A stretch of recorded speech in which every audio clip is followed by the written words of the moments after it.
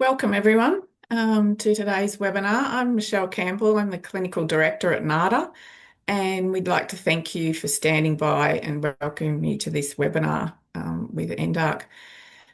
I'd like to acknowledge the traditional custodians of the land I'm on today, which is the Wiradjuri people, and pay respects to elders past, present and emerging, and to any Aboriginal people online. All participants are joining this webinar today in listen and view mode only. After the presentation, we'll have a Q&A session, and you can submit questions at any time during the webinar and they'll be answered as we go along. So if you can put your questions into the Q&A located at the bottom centre of your Zoom screen, that would be great. And the webinar is being recorded today and will be available for viewing on the NADA website in the near future. We will have a Q&A session at the end, but as I said, please the Q&A function to submit any questions. This webinar will present key findings from the 2025 New South Wales Ecstasy and Related Drugs Reporting System and Illicit Drug Reporting System. The presentation will focus on emerging drugs, GHB and fentanyl, drug checking and harm reduction. Our presenters today are Lily Palmer, a research officer with the Drug Trends Program at NDARC, New South Wales Uni, where she coordinates the New South Wales Ecstasy and Related Drugs Reporting System and the Illicit Drug Reporting System. She previously worked as a Perth-based research officer on the TINA trial, a national clinical trial of mirtazapine for methamphetamine dependence. Lily brings strong skills in participant engagement, team support, data management, and is passionate about harm reduction, reducing stigma, and creating positive outcomes for people who use drugs. Dr. Rachel Sutherland is our Senior Research Fellow at NDARC. Her research program is focused on monitoring systems for detecting trends in illicit drug use, including new psychoactive substances, and developing and evaluating novel responses to emerging drugs of concern. Dr. Sutherland is currently Deputy Program Lead for Drug Trends and Program Lead for the Illicit Drug Reporting System and Ecstasy and Related Drugs Reporting System. So welcome Lily and Rachel, and I'll hand it over to you. Hi everyone, and thank you Michelle for that lovely introduction. Thank you for joining us today, and thank you NADA for inviting us to present this webinar. We're always chuffed to be involved and to collaborate with organisations such as NADA.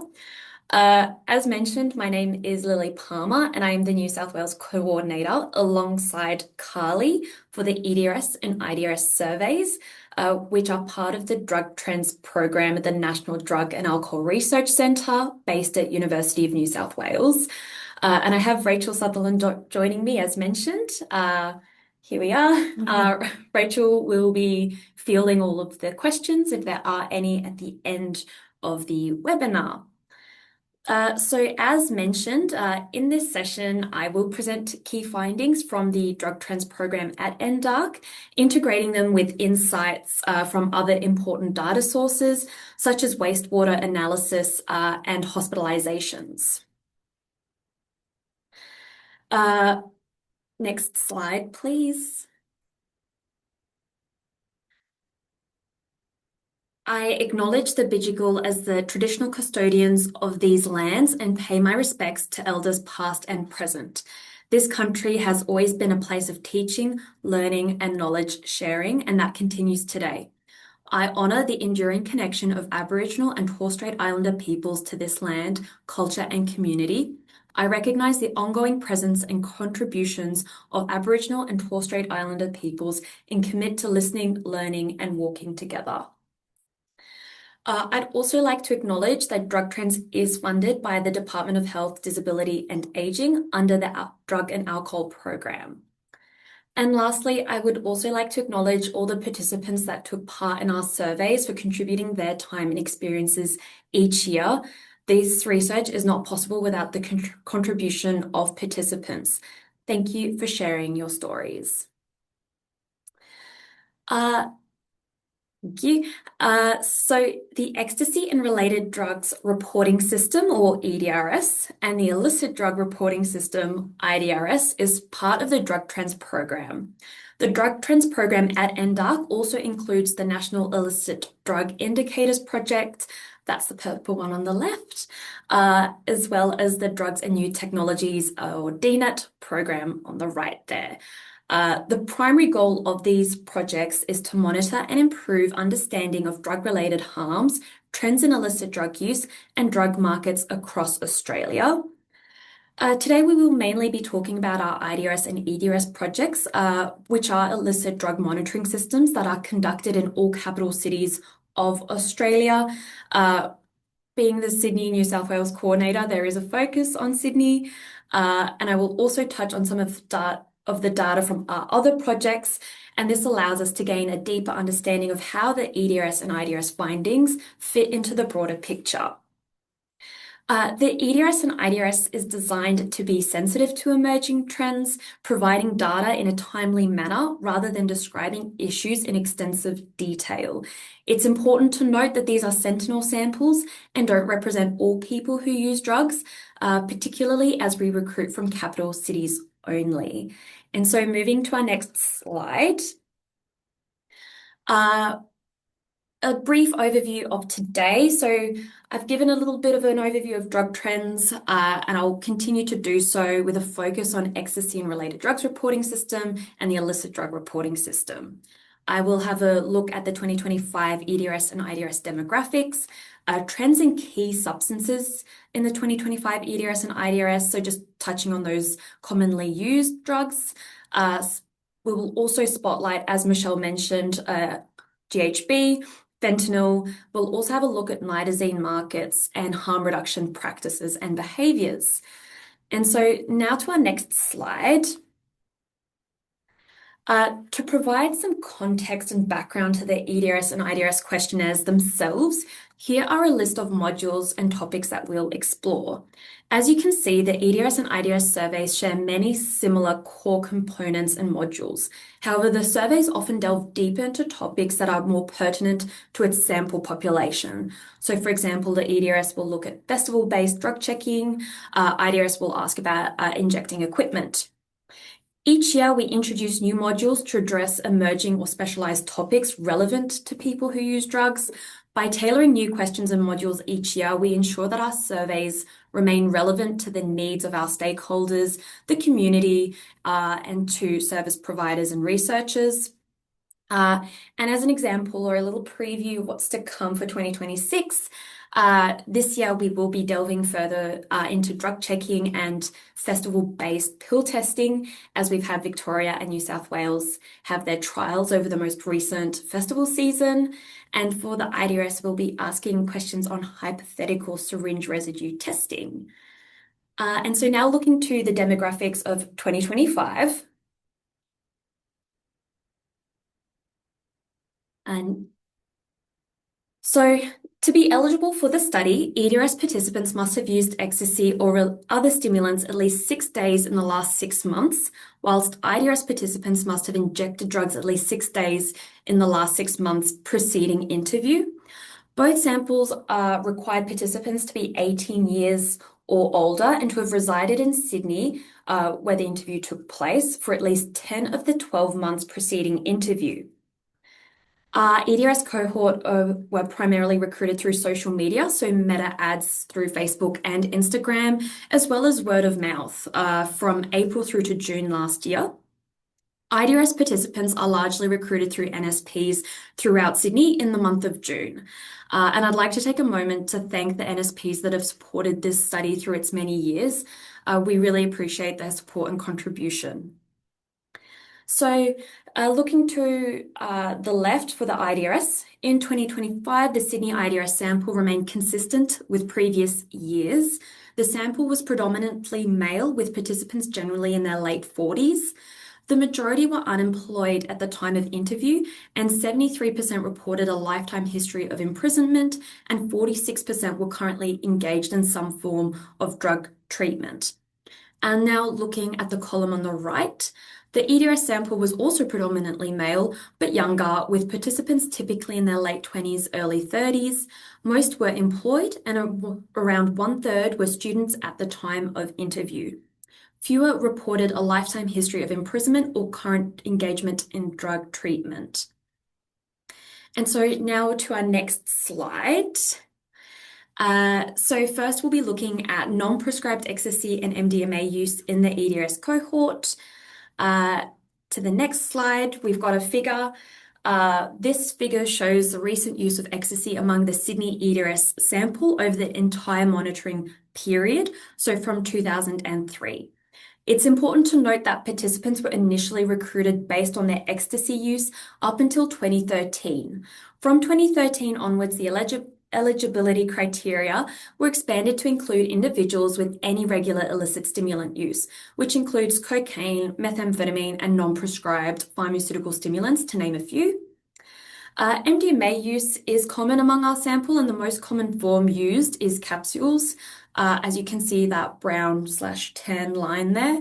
The other forms of MDMA, such as crystal and pills, have fluctuated in popularity over time, and powder has largely remained the least popular form of MDMA over time. A significant decrease was observed in the use of non-prescribed MDMA powder in 2025 relative to 2024. So from 29% in 2024 to 17%. When it comes to frequency of use of any ecstasy form, we've observed a gradual decline over time. So from 12 days in the 6 months preceding interview in 2003 to 7 days in 2025. And if we look at our next slide, in both the EDRS and IDRS, we ask participants about price, purity, and availability of certain drugs. And here I will touch on the perceived purity of MDMA/ecstasy. Participants are asked about the perceived purity of their form of ecstasy. That could be pills or powder. And the responses are low, medium, high, or fluctuating. So here in this slide, I've included the percentages of people reporting high purity of the respective forms used, as we can see pills, crystal, powder, or capsules. As we can see, the perceived purity of non-prescribed ecstasy or MDMA has fluctuated over time, and we can also pick up of some of the disruption of the MDMA market over COVID-19 and lockdown. There appears to have been a recovery in the market where it's now stabilized. Crystal appears to be the form most reported to be of high purity, though I'd also like to point this out for pills that 56% of participants reported high purity in 2025. Now looking at our next slide. So it was a little tough to know where to pop this slide. As I've just touched on purity of MDMA ecstasy, I feel like it's a good time to discuss recent drug alerts. So firstly, I do want to credit NUR, DanceWise, The Know, and New South Wales Health. I've taken the liberty of taking screenshots of Sydney/New South Wales based drug alerts from their websites and social media. So social media including Facebook and Instagram. So here we can see the high dose MDMA pills and tablets circulating the market at the moment in Sydney, New South Wales, with multiple alerts being raised for a range of pills. And you can see the different shapes, colors, branding, and logos. And this is extended over the most recent festival season and period, though I've included drug alerts from December 2024. In addition to high-dose pills, we've seen alerts on nitazines, nitazines being a synthetic opioid, and some drug alerts have identified that nitazines were found in counterfeit oxycodone tablets, so one dating back in December 2024 and another one dating in March 2025. We will explore nitazines in further detail later in this presentation. It's also important to note that I've only included New South Wales drug alerts and that there have been other alerts raised around nitazene adulterated drugs in other jurisdictions across Australia. And I will also touch on harm reduction behaviours later in this presentation. Whilst we're here, I think it's important that with the emergence of high-dose MDMA in adulterated substances, these screenshots highlight the hard work across multiple sectors and organisations to keep people safe. This kind of timely communication is a key harm reduction strategy, and when we have multiple organisations alerting the public, frontline workers and consumers, we're able to reach people more effectively and keep communities safer. And so now I'll move on to the next slide. I'll discuss cocaine in both the EDRS and IDRS samples. And so our next slide here shows past 6 month cocaine use in both EDRS and IDRS in Sydney. Sorry, next slide. Yes, thank you. Uh, Cocaine use has increased since monitoring began in the EDRS, although it seems to have stabilized in more recent years. In the IDRS, it has generally decreased. However, in recent years, we did observe a little bit of an upward trend in the use in the IDRS sample between 2022 2024, though that appears to have stabilized in 2025. Importantly, frequency of use remains low, with participants in both samples mostly reporting monthly or less frequent use. And now to our next slide, we can see wastewater data. We can see that it indicates that estimated cocaine consumption in New South Wales is quite high and steady, particularly in Sydney and the capital city. So on the left there, in the white bars or columns, we can see that that's the capital estimation. And we can also see that blue line, perhaps, just coming across there, and that's the capital average. So we are sort of above capital average, and the regional areas appear to have fluctuated as well. And now moving to our next slide. So as mentioned earlier, we do have the National Illicit Drug Indicators Project that look at hospitalization and overdose data. This is a screenshot from an interactive data visualization tool that looks at drug-related hospitalizations. We can see an upward trend in New South Wales from 1999 through to 2019-2020, before a significant decrease was observed in 2022 to 2023. That is, in 2022 to 2023, there were 7.7 cocaine-related hospitalizations per 100,000 people, a significant decrease from 8.8 per 100,000 people in 2021-2022. I will also note that there is a lag in data, and that there is a report coming shortly this year. And so now to our next slides. So we'll be looking at methamphetamine use in the EDRS and IDRS. So our next slide shows the past 6 month use of any methamphetamine in any form, so powder and crystal. Similar to previous years, methamphetamine use is increasing in our IDRS sample of people who inject drugs, whilst it's decreasing in our sample of people who use ecstasy and other illicit stimulants, though that has appeared to have stabilized in recent years. And if we look at our next slide, here we've looked at methamphetamine crystal use. So crystal methamphetamine is the main form of methamphetamine being used in both samples. And looking at the IDRS sample, we can see the frequency of use has increased over time, with participants reporting use on an average of 90 days of use in 2025. And that translates to every second day. In the EDRS sample, we can see that frequency of use is much lower, but we are potentially starting to see a slight increase in frequency of use. And our next slide shows estimated methamphetamine consumption in Sydney, New South Wales. So looking at the New South Wales wastewater data on methamphetamines, the white columns represent the estimated consumption of methamphetamine in Sydney, and that shows considerable fluctuation with a number of spikes between 2019 and 2023. Whilst estimated consumption remains relatively high in Sydney, it has fallen below the capital city average, with methamphetamine use being much higher in regional areas. I will also note that the methamphetamine category includes both methamphetamines and prescribed or non-prescribed pharmaceutical stimulants such as dexamphetamine. And next slide, again, I'll note that the data is lagged. This is the most recent data that we have at the moment, but again, there's a report coming soon. We can see a steady increase from 2010 to 11 through to 2019. And a significant increase was observed in 2022 to 2023.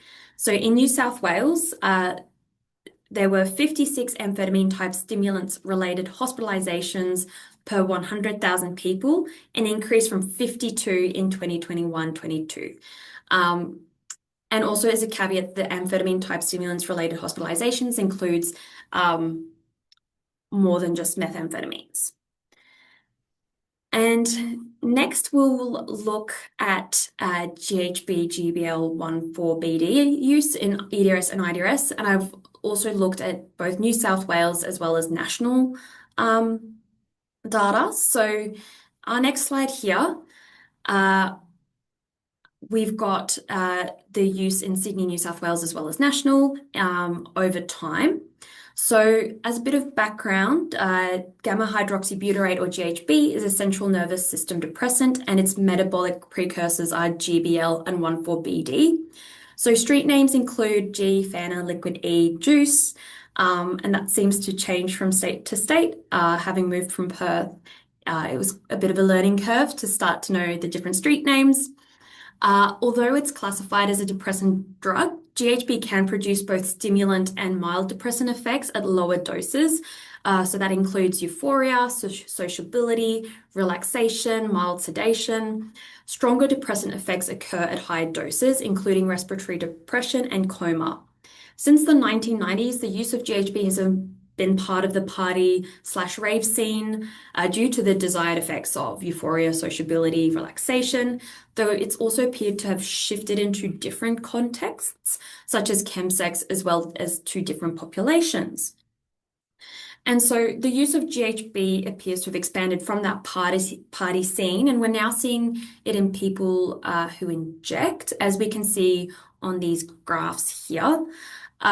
This has been observed in the EDRS and IDRS in Sydney and nationally, with few participants having reported GHB use in the IDRS from 2000 up until 2019, where we have suppressed the data, and we're starting to see an increase in percentage of participants using GHB. And again, this is both Sydney and national. It's also important to note that GHB has a recognized dependence syndrome and a potentially severe withdrawal syndrome. In 2024, we added some questions and asked, in the last 6 months, have you used stimulants and GHB, GBL, 1,4-BD in a single session being defined as a continuous period of drug use without sleep? So we provided an example of it could be to help sleep or come down after using stimulants. So of the entire sample in 2024 in Sydney, 11% said yes. And of those who reported co-use in a single session, 65% reported using the substances together to enhance sex, and 53% used the substances together to achieve a better high. A few participants reported co-use to help sleep or come down. And again, as a little preview of what's to come in 2026, we will be asking participants if they know specifically which substance, so GHB or GBL, that they're using. And don't know is also a response option, and it'll be interesting to see what comes out of that. And so our next slide here, again, we're looking at the data visualization tool that looks at drug-related hospitalizations. Here we have GHB-related hospitalizations in New South Wales. In 2022 to 2023, there were 5.9 GHB-related hospitalizations per 100,000 people, a significant increase from 4.2 GHB-related hospitalizations per 100,000 people in 21 to 22.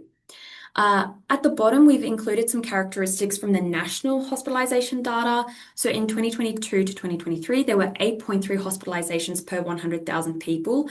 That was a 77% increase from 4.7 hospitalisations per 100,000 people in 21 to 22. And now moving to our next slide. So here we have a recently published article by our lovely team here and collaborators and contributors. This paper examined multiple data sources and found that gamma hydroxybutyrate use, harms, and treatment engagement increased in Australia from 2013 to 2024. So please visit and download the paper if you're interested. And I've also created a little QR code for a webinar from NCRED. That is for service providers. So please scan if you're keen or interested, and don't hesitate to email us if you'd like a link. And whilst they're scanning, I'll just take a quick water. Okay. Uh, Moving on now to our next slide. So we'll be looking at heroin use in the IDRS sample. And our next slide here shows past 6-month heroin use in our IDRS sample in Sydney from 2000 to 2025. Whilst recent heroin use is declining over time in our IDRS sample, it still remains relatively high, with 69% of our sample reporting recent use in 2025 and a median of 180 days of use in the preceding 6 months, and that equates to daily use. Looking at our next slide, this again comes from our team at NSW. When examining drug-induced deaths, opioids remain the primary substances involved. So this figure shows age standardized rate per 100,000 people of drug overdose deaths involving opioids in Australia by opioid type. So looking first at the purple line, this shows natural and semi-synthetic opioid overdoses, including opioids such as morphine, oxycodone, and codeine. We can see that overdose deaths involving these substances have been steadily declining over time. In contrast, we have seen an increase in overdose deaths involving heroin. It's important to note that causes of death for 2022 and 2023 are not yet final and are subject to revision. And again, there is a full report available from our NSW team. It examines overdose and other drug-induced deaths in Australia in more detail. And so now moving to our next slide, we will now look at fentanyl and nitazenes, primarily in the IDRS sample, but we'll also look at data from the DNAP team, and that's the Drugs and New Technology team here. And so our next slide, firstly, we can see that fentanyl in our IDRS sample in Sydney is relatively low for both any recent use as well as specifically non-prescribed use. And in 2025, few participants reported recent use of novel synthetic opioids, and that includes fentanyl analogs, and this follows as 0% in 2024. So as we can see, it does appear to be lower here. Next slide, please. So with reason, there continues to be concern around novel synthetic opioids. The number of novel psychoactive substances that fall within the opioid class has increased substantially over the years, peaking in 2021, as we can see in that graph on the left, though we have seen a drop-off in recent years. The drop-off has really been from fentanyl analogs, which is that darker blue line there, though we can see an increase in nitazenes being reported, and that's that red line. Nitazenes are another form of potent synthetic opioids. And in our next slide, in the Australian market, much of the nitazene consumption we've observed appears to be largely unintentional, though we can't say. These substances are often detected in counterfeit or adulterated products, as we saw earlier in the drug alerts slide. That is, it's been detected in counterfeit oxycodone or benzodiazepines, as well as other substances such as cocaine or ketamine. Because of this, it's useful to examine what is being advertised on crypto markets. So the Drug and New Technologies team look at crypto market listings, English language listings. This can give us insight into the visible supply of nitazenes, including how frequently they are being marketed. Over the last 3 to 4 years, up until August of last year, the number of nitazene listings on English language crypto markets has remained relatively low. As we can see on this graph, with both number of listings, but you can see both the number of listings as well as the percentage. They comprise only of a very small proportion of total listings. While there has been some fluctuations over time, overall the trend appears to show a decline since late 2024. Taken together, this suggests that although nitazenes present a serious public health concern, particularly when found in counterfeit products. They currently represent a small and possibly decreasing share of the visible crypto market supply. It is important that said, it is important to remain vigilant and to continue having strong monitoring systems, as well as strong public health messaging around harm reduction and just continuing to alert the public of potential products like this. And our next slide, we can see different types of nitazines, and I won't say them all. The isotoniazines and protonitazines are what are most commonly listed on these marketplaces. And again, it's fairly similar to what we've seen in the Australian market, or rather, what's been detected in drug samples. But as we can see here, there are a range of different nitazines, not all of which have been detected in Australia as of August 2025. It is important to note, though, that they all offer delivery to Australia. And so, next slide, please. Here we can see that the proportion of nitazines shipped to Australia has dropped off. It's unclear, but this shift could be related to due to geographic origin of nitazines. It used to originate from Asia, whereas now we can see that in this shift that the nitazines are coming through from mainly North America. And this could be a result of, next slide, please, China's control of 10 nitazines. And so with increase in regulation, we could see that disruption in market. So it's important to note that with regulations, this market continually shifts and it evolves. So globally, there are some indications of decline in nitazines and increase in orphines, another type of synthetic opioids. The market changes so rapidly, and even since August of last year, where that previous slide, the analysis was done, we've seen a shift away from nitazines, and we are now starting to see orphines. It is important to note that there have been forensic samples seen globally, but not yet in Australia. And I think this really highlights the constant change and shift in the markets and how quickly they respond and react to regulation as well. And again, this highlights the need to have harm reduction practices such as drug checking, which leads me to my next slide. Next slide. And so here we'll look at drug checking practices in the EDRS and IDRS in Sydney from 2019 to 2025. So starting with the left, so overall, it appears that more EDRS participants are engaging in drug checking methods compared to the IDRS participants.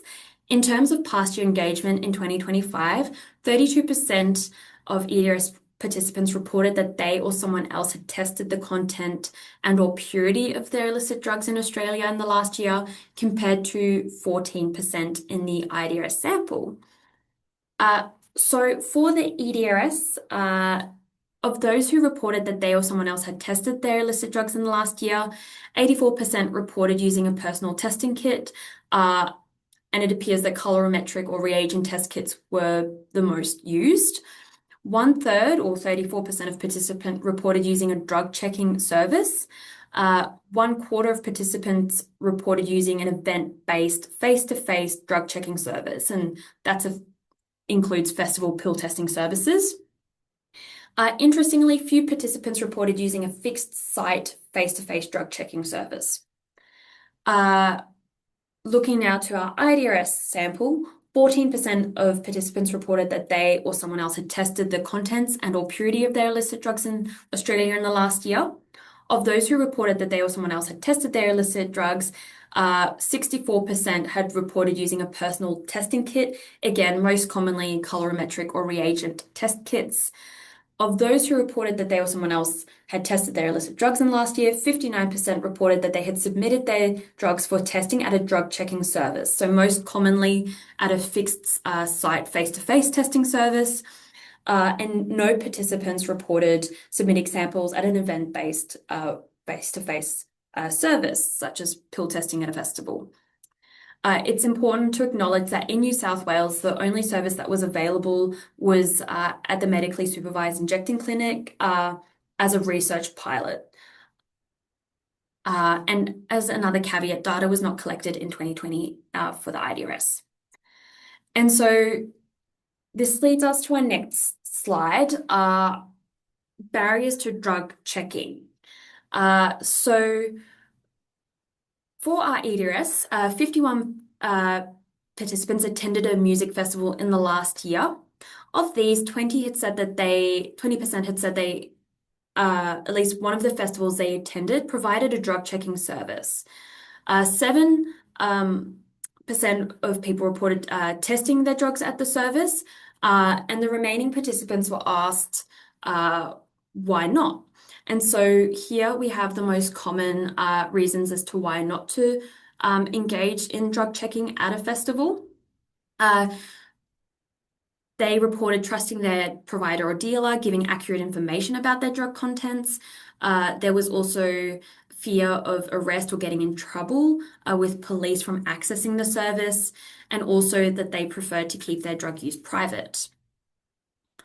And for the IDRS, IDRS participants who resided in a jurisdiction where drug checking service was available, and again, we want to acknowledge that it was a research pilot at MSIC. Majority of participants, when asked why didn't you engage in drug checking, the main reason was that they were not aware that there was a service available. Other reasons provided includes that they trusted their provider or dealer, giving accurate information about their drug contents. They engaged in other harm reduction practices, so including using a small amount to start with, and they didn't think that drug checking was necessary, or the fact that they had to provide too much of the drug to be tested. Now to our next slide. So again, looking closer at the festival experience in our EDRS sample in Sydney in 2025. So 51% attended a commercial music festival, 45% attended a underground warehouse party, and 31% attended a underground bush doof. 66% of participants attended any of the above. And of those that had said yes to attending any of the above, 35% reported seeing drug detection or sniffer dogs, and 38% noted police checks outside the venue at the last festival they went to. Interestingly, 36% also noted police patrols inside the venue as well. We asked the following question, to the best of your knowledge, were the following strategies in place at the last event you attended? So here we have examples of different things in place at a festival. So we've got proof of age checks, bag checking, free drinking water, on-site medical services, freely accessible shaded areas and chill out zones, as well as identified security and crowd control. There were also other practices such as restricted ticket sales, roaming first aiders, easy access to food and to free water, sunscreen, first aid. People also reported bottle checking and limits on bringing alcohol into a venue or at the venue. And our next slide will look at naloxone awareness and past year obtainment in both the EDRS and IDRS in Sydney. As we can see in our IDRS, the awareness of naloxone remains high, including naloxone generally, but also of take-home naloxone programs. In our IDRS sample, 34% of participants reported ever having used naloxone to resuscitate someone, with 24% having done so in the last year. In our EDRS, 74% of participants in 2025 reported having heard of naloxone, with 27% having obtained naloxone in the last year, which is a significant increase from 2024 at 17%. And just as a heads up, there will be a bulletin coming out next month on naloxone awareness and obtainment. And I'm writing it. Moving on to our next slide. Uh, so here we can see a party store or a party section with, I suppose, the iconic red cups and that I used for like beer pong, and behind the tuna cans, and this is a real store, you can see canisters of nitrous oxide. And then on the right there, you can see an online store um, of, yeah, different canisters available. And so I suppose nitrous oxide has been on the radar in hospitals and service providers as a potential cause of harm. Our next slide here looks at past 6 month nitrous oxide use in our EDRS sample in Sydney. And so, although use among the EDRS sample has declined, oh, sorry, next slide. Um, Although use among EDRS sample has declined in recent years, and frequency of use is roughly about once a month, what we are seeing, and next slide, is that the use of small bulbs in the EDRS sample using nitrous oxide has decreased. However, the use of larger canisters have increased. And this is a concern not only in Sydney, New South Wales, but also across jurisdictions. So, a number of different jurisdictions have introduced regulations, and we have expanded our nitrous oxide access questions in the EDRS to capture whether regulations appear to be having an impact. And it'll be interesting to see the results this year. Next slide.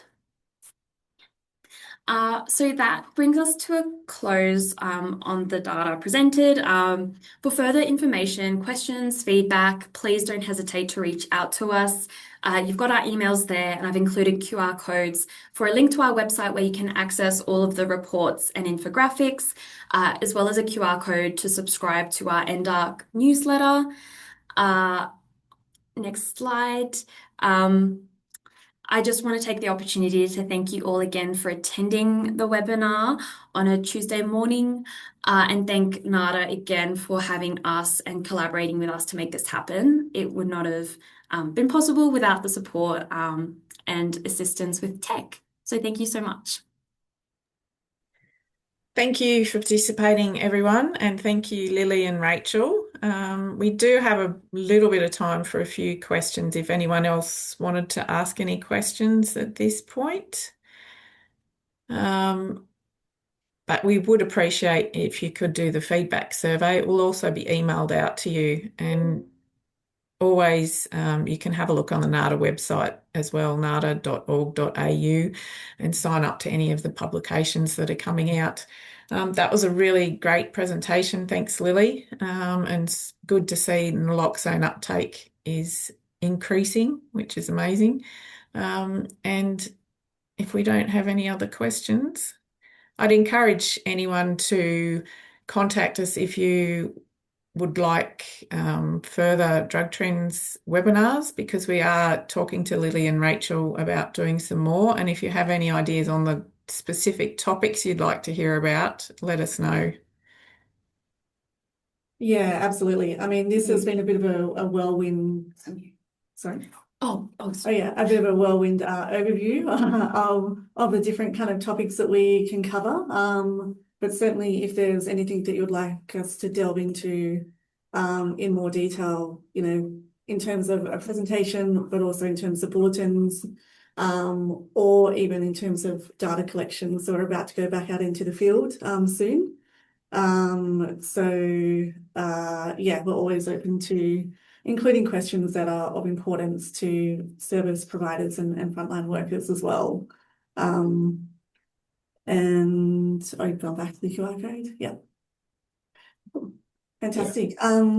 Yeah, so there was a question about the GHB link in there, the webinar for service providers. So I think that is of interest. So I've popped that in a Q&A session. But if that hasn't come through, please do reach out. But it is a really interesting webinar that was run by NCRED. So they've got peer workers and clinicians involved. And they talk about some of the complexities of managing GHB withdrawal. which can be quite challenging, and some of the benzodiazepines, for example, that might be useful in managing those withdrawal, but also, the importance of involving consumers in kind of education around that overdose threshold, because we know that the threshold for overdose on GHB is really narrow between getting the desired effect and having that overdose. So do very much encourage people to check out that webinar if that's of interest. Yep, that's great. Thanks, Rachel. And as Rachel mentioned, this was a snapshot of what NDARC actually does around the drug trends. So we will be back with further information. Mm. So thanks again, everybody, and enjoy the rest of your day. Well, that's okay. There has just been a final question come through, if that's Yeah, go for it. oh, yeah.